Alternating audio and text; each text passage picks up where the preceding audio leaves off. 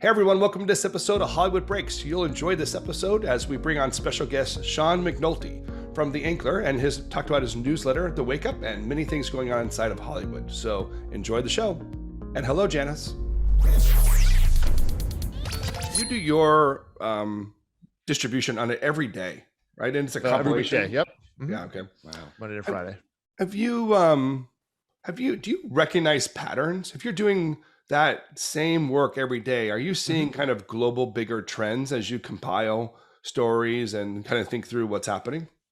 I mean, it's really more, it's not shocking, certainly. I mean, anything layoffs or, larger movements in the business are going to get a little more engagement out of it than, today was Channing Tatum, takes Chris Evans' role, which is important, but it's not a business story. It's more of a, pop culture story. So the business stuff, it depends on the crowd you're talking about. I was doing it for not a general audience, but a free audience beforehand, which was definitely a wide mix. I mean, I kind of created it for executives and people in the know, but my mom's neighbor loved it. And I'm like, really? She's like, Janice loves your newsletter. And I'm like, okay, sure. Because people like to know. And I think I like to think I write it in a way that's accessible. And, back to, Tim, back to your point about let me break this down for people who do know, but it's not to go into a long tirade about it, but just let me just clarify, what's Premier League? Okay. Premier League is what's the Champions League for soccer, which most people don't. They hear the term, oh my God, Champions League. Like, do you know what Champions League is? Because I didn't even know, sort of. Right. So then I was like, sidebar, if you need to know what this is, great. Okay, now we're back to the story.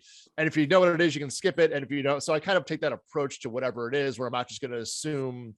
I mean, I kind of assume ARPU, people know this because I write about it. My readers know what it is because I write about it so much. But even that's average revenue per user. Here's what this, just to remind you what that kind of stuff is. So I've kind of found that balance. But what moves stuff, So it sounds like you're the critical thinker of entertainment news, so that you can say, wait a second, do we actually know what this means? Let's break this down for Janice. So Janice the understands. Intermediary. Yeah, exactly. The intermediary between this, which everybody loves to talk about, but does everybody really know what this is? Or they just like to say the terms and not really know what the terms mean, right? Which we're all guilty of. Right. I'm guilty of. And Keith, as an exec, I come into it from an executive background, not a journalist background. So you kind of know, people really don't know what this is, even though they want to know. They want to seem like they're in the know about it. So let me just give you a little. I'm not saying you do know. I'm not saying you don't know. I'm just saying if you want it, here's this, and then we move on to whatever it might be. Versus trying to sound smart, for lack of a better term, of let me put all these big words and long sentences in. It's no, let me do the reverse of that. Put it in bullet point and do this, because that's a much easier way to digest it. Because I know that's how that's. In Keith, we've been we're in the business of communicating information to people, right? In a meeting, an executive, you ever been an executive? How much attention span you have with an executive to get your idea across? You want to send 3 paragraphs, or you want to send 3 bullet points, because you know what's going to get read. And your newsletter audience is not any different than any average executive in Hollywood. So you're like the Cliff Notes of Hollywood. Yes, so that that's exactly right. I'm the Cliff so Notes they can sound smart at the Monday Cliff morning meeting when they're waking everybody else up. There you go. I got it. Exactly. All flowing now. Was of this in India, what's Disney Plus Hotstar? Define it. Literally. It's this. How did I just kind of do refreshers and things like that, because you also don't remember. I'm a big media nerd, so I remember all this stuff. But I'm sure the average is what's that again? Who's this person? The average people don't remember what you guys remember. You guys, you two are you have a memory. Right. There's different tiers, so I don't spend too much time on it for people like Keith and myself. But I do want to remember you, Tim, and let me put a little bit in here just to get that little bit of color and background. Yep. This is kind of going back to the original idea of the question too. Is I find this with Keith. I often kind of push you towards these kind of answers as well. You guys are so entrenched in the day-to-day of information, insider conversations. You're quick translators of what's happening. So I feel like you guys could know what's coming up sooner than an average viewer or an outsider or someone, even just someone trying to get started. And I'm imagining, Sean, if you're compiling every single day, you're seeing patterns that you could recognize, oh, I know what happens next, because you're going hey, I've seen this pattern before, and usually what happens next is these people get laid off, or And no one's announcing it, but you can see it sooner than later. Sure. And it's not even just doing the newsletter. It's being an executive for 20 plus years in the business. Sure. We've been through recessions. I can tell you exactly how this goes. Everyone's like, oh, is there advertising pullback? I'm like, yeah, that's the first thing that gets cut. Brand advertising every 2002, 2008, which recession do you want to talk about? It's not any different. It's where people go. If they have a bad slate, what goes first? The production people, the marketing people, every time. So it's not like, oh my God, why is the head of Netflix marketing out? I don't know. What do you think? It's like, because they're looking around, they're not going to fire Ted. They're not going to, it's like, you're out, you're first. You're first. Yeah, exactly. So it's not necessarily me writing that brings that. It's just me being a media nerd for 25 years and reading the trades every day for that long. You just, and understanding it and, just bring a study to it, not just like, okay, what happened? Like, connecting dots. That's kind of like, it's either, back to your point, Tim, it's either cliff notes or connecting dots. And that's kind of where I'm like, yep, you saw this layoff, you saw this layoff, you saw this layoff. Layoffs are coming, and they're all separate little news items. But if you look at them in the past week, 7 to 10 days, you're like, oh, this seems like it's getting momentum now. And that's where that's how that does help me maybe, solidify a trend or like where maybe other things are disparate that way in the news. I feel like I want to combine the two of you and put your newsletters together. That's what the podcast is. And this will be called Wake Up. What do you think we're doing, Tim? I mean, come on. But then I can call it Wake Up to the Founders Brew, and I can just put the two together. Right. Come on. We can make okay, sure. So you two work together, or you've known each other from the past, from executive days, I guess. Yes. You're both worked in similar sides of the business. Yeah. Yes. Yeah. How's the Anchor treating you? Great. It's a great audience. It's, again, my audience is a bit of a mix of consumer and executive. This is definitely a little more executive, which is where my mind was going to anyway. Yeah, nice. But no, Janice and Richard have been overly generous and, it hasn't, I'm not doing anything different. It's really just doing it under the, and it's not like under the umbrella, a big change. I just literally moved it, under their subscription plan. So it's been, so far. I love the service they provide. I think what Richard's been doing, I think the Ankler kind of just, there is a truth that needs to be told. And we've had Richard on and you just know, he's basically saying, I kind of got tired of the BS of LA trades. Times coverage of what's happening. And I need to tell what's exactly happening and ask questions like, who is this person? Why are they here? What's going on? Why isn't this person fired? Why aren't you making any real decisions over in the studio? So I kind of love that he kind of knows the inside scoop enough and they're not pushing him out. They're almost embracing his kind of critical thinking and appreciation for the art enough that he's willing to call it out as needed. Yes. And I think, it's been interesting. We're different voices, but we are two sides of a coin. Where I'm also take it kind of like, this is BS. We all know it's BS. I'll say it's, but it's news anyway. I'll put a little more of a lighter spin on it. I'm a little more of not comedic, but just like a lighter tone. Yeah. Richard would be a little more of the, not curmudgeon, but a little more of the, as you said, the guy who's going to really call this out or chastise or whatever it might be, but it's the same ideology of calling out BS when you see BS in town and not being like, oh yeah, well, we'll talk about the Emmys, but it's an artistic award. It's random. Why are we all acting like this is the biggest, it happens every year. It's like all this stuff. We know why it exists. It plays a role in the business 110%, but let's, call this out for what it is. And then we can have the conversation, Right. But if we know what the award really means, then we can talk about the winners and losers of it. Take what you want out of it and winner and loser. There's no loser. It's like, oh, I didn't win an artistic award. Okay. Although I love Ted Lasso, so I was happy with the last results of the last Emmys. All right, well, we can get. Well, you might be happy with this year's too. Yeah, I have a lot to say on that one. It's interesting because I said this to Richard when he first came on that I felt like he was Nikki Fink when Nikki Fink first started. Because she was very much he's calling out all the BS between the trades, which are all now owned by one companies, and they all have their own interest in promoting whatever the studio wants because the studios basically keep them afloat. And, you know, she eventually went down a dark path, which Richard obviously does not go down, thankfully. But I think it's a refreshing, he brings a refreshing viewpoint to it that I think was missed in a lot of regards. So wait, explain to Janice who Nikki Fink is, because I don't know if Janice knows who Nikki Fink is. Oh, Nikki Fink she started Deadline Hollywood, which is a website now owned by Penske Media, which at the time she was the only person who wrote on it. And she was just a little, she had the inside scoop to a lot of what was happening behind the scenes. She befriended a lot of the studio heads, and she got a lot of information fed to her. And it was great access because she kind of also didn't hold back. You know, if she saw BS, she'd call BS. And, you know, everyone, when you read the trades, you can tell when they're just totally toeing the line or trying to twist, say the right thing has to not to offend their studio paymasters. She just didn't care. And then it just started it got really dark.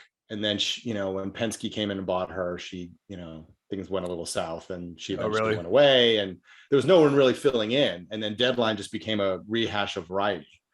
And then Richard came in and started sort of filling that void by saying, okay, these guys are all in cahoots. I'm going to start telling what's really happening. And, you know, then people started feeding in information. And, you know, he's been around. I think he's worked in various aspects of the industry. So he knows the ins and outs and he knows people. And it's, you know, as we've talked about repeatedly on this podcast, it's a relationship business. So if you have the relationships, you can get the information. And I think that's where he's definitely become an asset. So, but it's interesting you guys bring up the Emmys, if we can pivot to that. And what you just said, Sean, about everyone freaking out about who got left out. Like there was all these articles about Yellowstone not getting nominated and This Is Us getting shut out. And it's like, I don't really think consumers care per se. I mean, I know the actors care. Sure. Obviously. But, you know, I was thinking about this the other day. And honestly, I didn't think Yellowstone was that spectacular this past season. And honestly, Succession was. So I didn't really see it as a complete snub. But again, I think the press always seems to want to push this narrative that somebody's always left out. And I think it's also in the service of the Academy to make it seem like the award means more beyond just those who are nominated, if you take it that way. Sure. There's 400 plus television shows out there. No one's watching them all. This isn't a fair. No. So I don't even know. It's the dumbest thing in the world to be like, it's from a world of when there was 3 broadcast networks and you could probably watch most shows every year. Yeah. Nothing has changed in how they approach this, but except for the volume. And, you know, as an artistic award, no one's evaluating all the participants, all the contestants. So is that a fair system?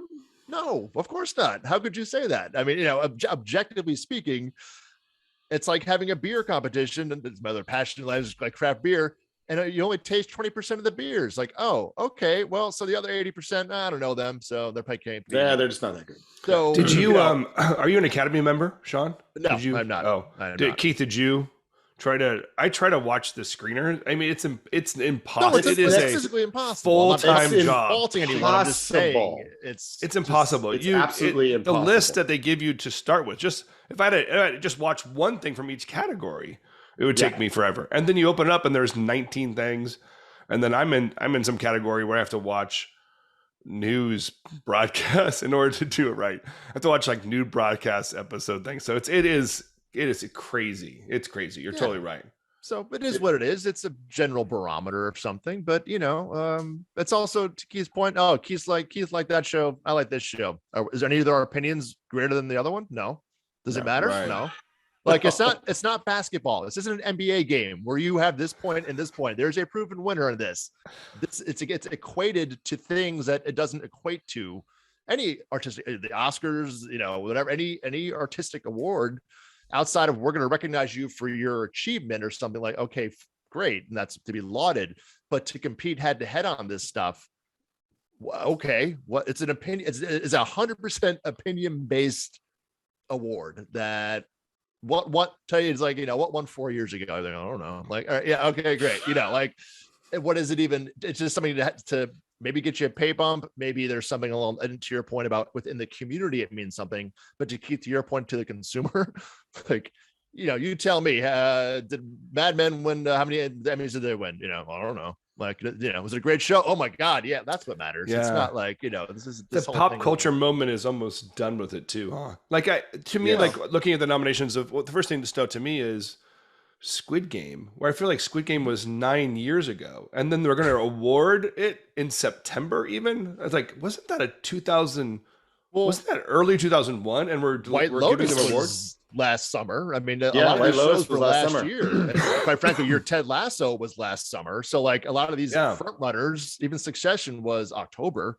And that's the whole thing with this TV year, is that everybody backloaded to February to May, which was a big thing of like, they're just dumping shows, and very few of those shows are the ones that got the most nominations this year. So what does that tell you about anything? Like another case in point. Strategy will get you everywhere in this business. Yes. Just make a good show and make a good show and have it on your own. I love Winning Time. Great. Didn't get one nomination. I still love Winning Time. I think Jason Clarke. Those statues are pretty cool. I wouldn't mind one of those statues sitting right about here. They're huge. I'll tell you what, huge. I do have one, and I literally, it's the box I record my podcast on. That's where my it's inside the box you're recording. Literally on top of underneath my laptop right now. So yeah. That's awesome. Oh, there you go. See, there you go. That's a great. So you're basically saying your career is built on your Emmy. It's literally built on your Emmy. Exactly. Looking at it right now. That's nice gold sturdy box here. It comes in. Highly recommended. Oh, that's hilarious. Okay, I'll borrow yours some point. That way you can put it right here on my bookshelf. Whatever you need. Whatever you need. Well, I mean, we often trash the award shows as soon as we can, because they are kind of a throwback to weird culture that doesn't exist anymore. You're right. Like, there was kind of an exclusive nature to what entertainment was. It wasn't accessible. Like, the evolution has come so far in the last 10 years, 20 years for sure, of just how much content is being created, my access to it, who's creating it, who's watching it, the amount of time being spent watching this stuff. It's like, it's not weighted like it used to be. Therefore, the award or the moment seems to also just fade away too. Yeah, and the award ceremony itself is just like, you don't watch 3 networks anymore. You have YouTube to watch the speech highlights. It's, what are you watching? If you're talking about the show, for sure. But it's the diversity. It's a long tail of media. This story's been written for 20 years. It's not new, as you said. It's just getting longer and longer. I think now, and this is where the recession, or the theoretical recession, should it arrive, will be we haven't had one in 14 years or 13 years. That's a long time to go. And you want to go back to 2008, there was no streaming, so streaming has not seen a recession. So keep that, remember that. So like, and who knows how long this one will or not be, and so forth. But this era of like, John Landgraf would go up every year at TCA, the head of FX networks, and he was always the official kind of show counter, and be like, it's 552 this year, whatever, and that number kept going up. And now you can't help but think like, it probably will start going down, and for a variety of reasons. Look, I don't think anybody, the 3 of us, would argue that there's not enough television being made. Like, we would probably say, we're good. We don't need it. But if you can't find a show you like, you should just stop watching television. It's like, it's not, it's not like, oh, this group isn't represented, or these people don't have something. It's, like, or whatever, or this story is not being told. Granted, there are a lot more of certain people being given more attention than other people, but it's not like you can't find a show that speaks to a interest or a demographic or whatever it might be in this day and age. And now it's just a point of like, it's overkill. Netflix did, I think, 70 movies this year, whatever it was. You don't need 70, like, it's all right. You could probably do 35 of them and make them, a little maybe halfway decent quality, and give them a little more marketing love. I knew I loved this guy, Keith. I knew I loved this guy. I mean, case in point, I don't mean to, bring up specifically, but like The Gray Man, $200 million movie, Ryan Gosling, Chris Evans. Have you seen it plastered everywhere? Have you seen it like Thor? In terms of a marketing campaign, there's not as many theaters in its defense, and it's only limited this weekend, and it goes on Netflix next Friday, the 22nd. Right. But Yeah. Does it feel like an event? Not at all. Right. And that's what I mean. Like, all right, so there is that cultural, and that's why the movies are dead. I'm like, no, movies are not, because you know what? They matter. And that's how movie stars get made. It's not just through the movie itself, it's through the cultural moment, which is made through that 60, $70 million marketing spend. Yeah. And Netflix films don't get those. And that's why I was like, maybe Netflix should lean into theatrical. They're spending all this money on these movies and getting these, these guys are getting big paydays. It's great that the streaming number, the minutes viewed are great. Like, all right, all right, great. Which is the dumbest metric in the world. That's a whole separate comment. I won't get dive into that. My rant on that. Let's not go down that rabbit hole. Down that one on too many other podcasts. People know where I stand on that one at this point. But from a cultural, relevancy moment, it's like what. That's why the question always comes up. Like outside of maybe Extraction, like what is the big Netflix movie? Like even Red Notice, I think you'd be like, oh yeah, like, but I don't know that everybody's like, oh my God, like it's not, back to like a Bill Simmons thing, a rewatchable, like, it doesn't, it's like, right. That's where that stuff, that cachet comes in. And that's a little bit what's lacking in the that marketing play for Netflix. So do we say it's lacking because we came from a time where that's the way it worked? And it still does. I mean, as I said, Top Gun was everywhere. Like it's just so it's just Top Gun was everywhere. It's a traditional model for like 4 years. It was everywhere. Exactly. Even pick Elvis, for example, which is a original. That Warner Brothers spent a lot of, but that was a very large presence, and that didn't have an unknown star. It had things going against it. And it was out there. Minions. How much Minions did you see this summer? Like that was everywhere, so there is something to that where like, you'll remember that now, where if you don't have that cultural, cachet or presence, it's a little bit of a different, as much as successful as it might be as like, oh yeah, 100 million accounts watched it, et cetera, et cetera. And Netflix is also a global at different times over a different time period. It doesn't happen like the water cooler. What is that? How many minutes does it actually mean? Do they watch the whole thing or they watch 5 minutes? I mean, it's the worst metric. And that's what the cultural relevance. That's why I think like Squid Game had that cultural relevancy, and that's a great story because it wasn't because of marketing. It wasn't because of any of this. That showed everything against it. It was the quality of the show that worked, so like these things can kind of morph, but with movies, like series are one thing, movies need that love of marketing, I feel like, to really make that, the thing, because a show you're not going to watch. I mean, some people might watch all at once, but a film you sit down and watch for 2 hours, you pay to go see it, you give it your attention. There's not a respect per se, but like I am dedicating my time to this. A series like, I'll watch one tonight, I'll watch one, whatever, and it's a different relationship with it. So that's where Netflix films has a challenge. Yeah, I feel like if all you're doing is trying to fill up minutes, then they're always going to have that challenge because they have to somehow get past we need to create billions of minutes every single month in order to keep up with the demand. The consumer demand for minutes is greater than I feel like anybody can produce. Yeah, and that's where I'm a contrarian on this, where there's a lot of streaming services and places will tell you engagement means success. And coming from my background, I've worked at HBO for many, many years. For me, it's subscribers. It's how many people are paying for your thing. And that's what matters. I don't care if you have the most, and that's why the stream minutes means nothing, because like, if somebody watched it for like, the big joke is some of these series that may have some adult scenes. Oh my God, their minutes viewed are this. But you know what? A lot of people are rewatching a certain section of each of these things many, many times. So I wouldn't count that as minutes viewed or popularity. It's a skewed metric. But it's also a totally different business model to come to the theater. You're saying, come buy this product, buy a ticket to watch it. Yeah. And a subscriber base. Yeah. Good. Yeah. Yeah. Subscriber base is to say, don't cancel me. Yeah. Well, I'm choosing to pay. Just don't cancel. Well, right. Yeah. But I mean, in terms of like that attention, metric is one, as it has an outweighted metric to me, where it's like, are you paying money for this or not? And that is sure, greater engagement probably leads you to people keeping the service and so forth. But if you're overwhelmed or things like that too, that's not good either. Like it's like, oh, okay, there's just too much to watch. I don't want to have this anymore. I can't be bothered with it. So the ultimate metric is someone paying you, and how much are they paying you? A Disney Plus subscription is $8. If a Netflix subscription is almost $16.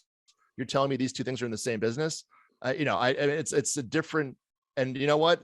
A Star Wars show costs you just as much as wait, they're not in the same business. Well, I mean, the streaming service is not all built the same way, is what I'm saying. Right, So it's like, just kidding. Yeah. oh my God, they're competitors. I'm like, sorta. I mean, they both make cars, but one costs Mercedes-Benz costs, and one costs what a Ford's going to cost you. So there's a nuance here that is not always addressed in these conversations about money and subscription versus minutes watched and all these other things that are kind of nebulous versus like, no, how much money making, how many people are paying you for your product. And that's what movies are still great at, because every Sunday those numbers come out and it's like, that's a hard number. That is not a rating. That is not a minutes watch. That is not that is literally how much money did people pay you for your movie this weekend, which is I think that's what's interesting is I think that's what Netflix is running into now is their investors have gotten wise to the fact like, okay, this minutes watch thing, what does this mean? You're spending all this money, like $200 million for The Gray Man sounds great, but how are you making money? Like, where is the money? Like, you can't just say, oh, we have, we're losing subscribers and yet we're making $200 million movies that don't necessarily always feel like they're cultural moments. Well, that's where the narrative. So go ahead. Yep. Yeah. And I think that's what they're kind of starting to face now. And as we hit inflation and the may or may not be recession, I think there's going to be a lot of consumers going to be like, is this really worth it anymore? I mean, yeah, it's nice to have access to this movie, but the other thing, as Tim will praise me for saying this, the quality of their movies is just something that people are now starting to question even more. It's like, yeah, it's great to have Chris Evans and Ryan Gosling in a movie, but what if the movie's meh? And it's like a rehash of every other spy movie that we've seen over the last 20 years. Do I really want to, is it really worth paying $16 a month to have access to something like that when I can pay $8 a month and watch Obi-Wan Kenobi 15 times? Right. And that stream minutes thing doesn't tell you who finished it, which is also, which I would argue is a much more important metric. It's, I mean, back when they did report that kind of thing, there was that Wahlberg pick that came out with Peter Berg at the top of the pandemic, whatever. It was like one of the most popular films ever. I forget. It tells you that I don't even remember the name of it anymore. Yeah, I don't remember that. I know what you're talking about, but I don't remember. But it was one of their, still probably is one of their top 10 or 15. But like at the time, it was like, yeah, like they watched, like a lot of people watched 10 minutes. The completion rate was pretty low, and I was like, yeah, because it's not, even I started it and stopped it. I'm like, this is not. I was like, the respect, guys, it's not a good movie. And I was like, nope. Does that make me a happy customer? No. Does that add to the minutes viewed count? Sure. Which one do you count as a business? And Keith, back to your point, like about spending these large sums of money and these big headlines or whatever, this at a time when the subscriber numbers are keep going up, it's like, I guess it's working. Hey, there's these big paychecks hey, the numbers are going up. Now they're not. And it's like, you're still spending this for retention or for what, like it's once you plateau, these questions that you just make right there is exactly the ones that come up where you don't get, quizzed or pressed on that as much at a time when it's like, well, the numbers are going up, so why bother? Now it's like, oh, we have to really look at this and see if we're making the right choices. So that's whether the question also of like dropping all the episodes at once. And these other questions where in the past, it's like, seems to be working. Now it's like, is this really the best strategy? And, so these things are coming out. Play this thing out a little bit, right? Because we're going to possibly hit a recession. There's obviously some changes necessary, as we're saying. There's this weird inverted curve of like how much content you can make and how much the consumer wants to consume. I always found it weird that it takes 9 months or 12 months to make a piece of content and someone watches it in 60 minutes and then they want another 60 minutes. And you're like, I just gave you 1 year worth of work. Beast. Yeah, but I'm done. I want to burn more of that stuff. So there's this weird curve to it. Play this thing out over the next couple of years. What's the trend going to be? What are we going to see? Who's going to kind of fight for, who's going to fight for what territory, and how are we going to kind of determine what the transition is going to be as we get through this weird economic and media time? Sure. And I actually wrote about this recently in my newsletter, The Wake Up at the Anchor. Oh, The Wake Up. Really? Yes, exactly. The Wake Up. Nice. A small plug. The main issue is that everybody's losing a lot of money on this. And it's fine to lose money when A, interest rates are low, money's cheap, and B, when when your economy is growing or in positive areas. Once you hit a recession and you can't really, your interest rate just went up for, 3x, whatever it might be, who knows, to get money to fund all these productions. Peacock and Paramount Plus lost $450 million in the first 3 months of the year. Disney Plus or Disney streaming lost $900 million in 3 months. End of the year, that's in the first quarter. That's not the year. So the year, multiply that by four, you're talking $2 billion on a service that costs $8 a month. That like, what's, and if 30 of your subscribers pay literally under $1 for it in India, and it's like, oh, right. There's a lot under this that no one's get. Oh my God, look at the numbers of subscribers. Wait, where are they? And that's where these, things start coming in. So to your point, what's going to happen and, where does this go? All that's going to be scrutinized a lot more as to like how much you're spending. And as we all know, you do have to spend to be in it, or you're just don't play, because you can't be this half-assed, streaming service like has a new show every month. And it's like, okay, which kind of is, I mean, Disney's playing that game a little bit. It was like, oh, it's a Star Wars series every month. It's every month we do one big thing, and the rest, it's not in the same cadence of a Netflix, which is across the board, but even HBO Max or even Paramount Plus does more original programming. So anyway, to your questions, like these losses are going to be looked at a lot more closely, and they're going to hurt the bottom, because the broadcast television business ain't going to save you anymore. It's not like, oh, we can pull this lever. The other levers to pull, these conglomerates are not large, and the Apple checkbook is still wide open, and the Amazon checkbook is relatively still wide open. So that's so probably does the format change then? Like, do we go into live television or consumer created content, something like that, so that they can create still viewing hours without having to that's called TikTok, build up entire production. That's TikTok. That's the other competitive factors. The TikTok but daytime television is formatted that way because they basically need to shoot it live and get it right onto the screen as soon as they do it. Otherwise, they couldn't make 24 hours with, well, Netflix is trying, but 24 hours with the movies for every channel everywhere. So there is a format. That format allows for get 5 people, get Kelly and Ryan to sit on stage. We have 2 hours worth of content, distraction for people. And that's essentially what AVOD, which is advertiser supported video on demand. So things like Pluto, Peacock, which has a big AVOD play to it, Tubi. These 24-hour channels that are free, that are just exactly what you said. It's, there's a Today Show channel on Peacock. You can watch a Today Show any time of day you want on Peacock. You can watch SNL. Would you want to watch the Today Show? I'm just to your Kelly and Ryan analogy. I'm just saying you can do that, and that is being done. They literally just announced, last week, Jeopardy 24 hours a day, Wheel of Fortune 20 on a channel on Pluto, which is free to watch. So like, yeah, then there's money there. Sure. Is it valuable? I mean, not an inherently valuable audience, but can you make a business? Sure. It's fine. There's just different shades of business here. And it's like, well, that's like old lady television where the lady turns on the TV. Every audience and just is plays valid. Forever. Yeah. What to say is what I want is that's fine, but you're not the only person in the room here. So, you got to this is what, so there's going to be pays for itself. It pays for itself. What are you going to do? Right. Yeah. Yeah. So to your point, where does this go? There's just different tiers of business models as there was before. HBO was $15 a month if you wanted it. You had basic cable and you had free over the air. And it's like, now it's like, well, the streaming equivalency, you have AVOD, you have some subscription services, which are $5 for Apple, $7 or $8 for Disney, and upper tier is $15 for HBO Max and Netflix. Or if you want the ads, that's the next adjustment. Okay, here's $8 or $9, and Netflix will see what they're going to price their ad supported at. Even Disney's going to have ad supported by the end of the year. So so where's this going, to your point? Also, that's the next where it's going is like, okay, Netflix has got, everybody's going to pay them $15 a month for Netflix in the US.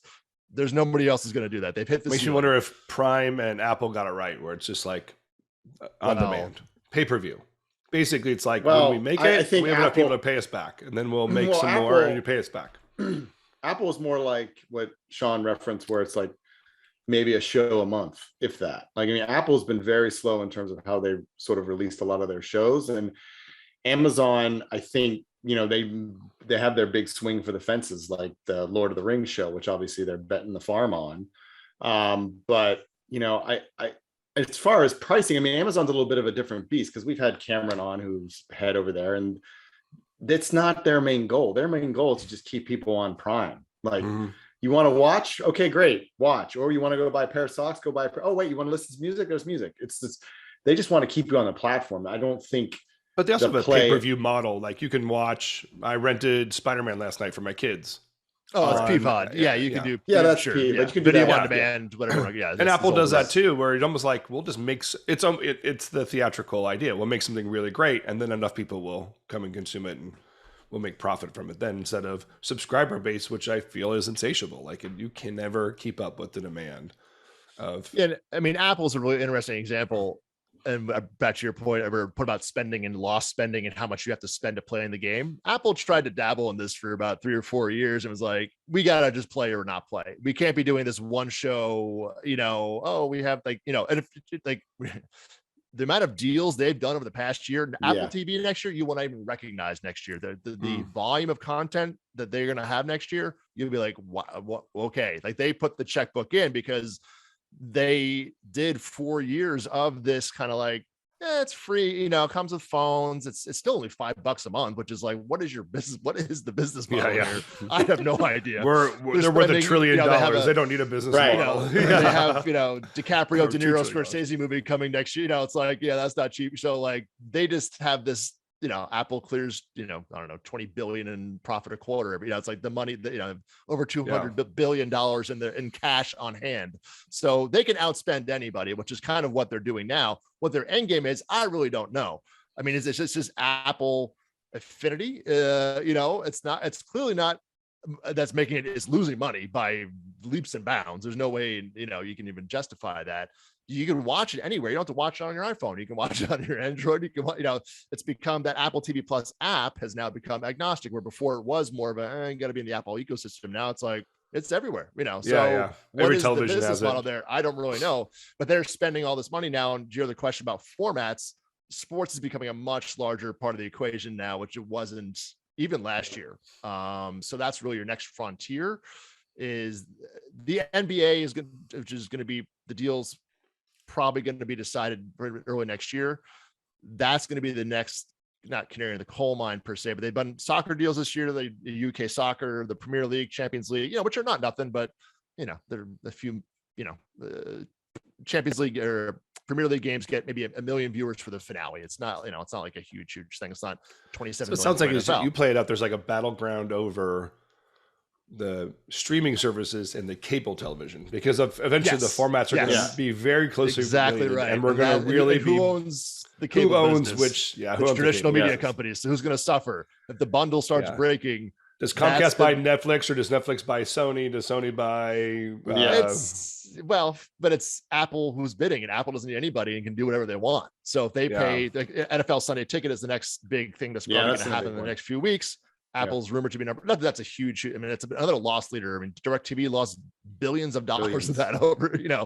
Maybe we see it a little bit with Discovery, the Discovery merger. Just like so much, big gigantic corporations just eating each other, because the battle is basically starting to find itself in some very few. Like, there's only a finite amount of viewers, and we need to get their eyes in 4 or 5 major fields.